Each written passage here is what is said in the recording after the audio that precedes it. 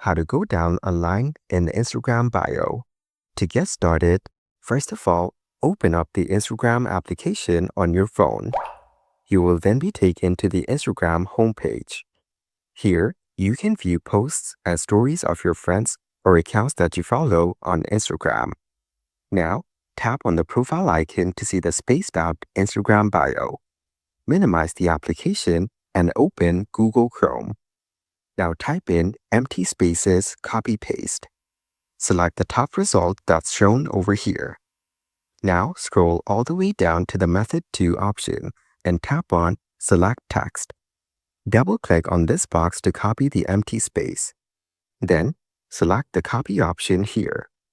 Minimize the Google application and open the Instagram app again to this page. Tap on Edit Profile.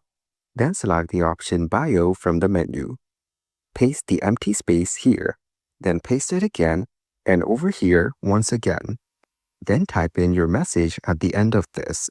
You can type in whatever you want. Tap on Confirm the button to proceed with your command. Now, go back to view your bio on your profile. Here, you can see a spaced out word in your bio.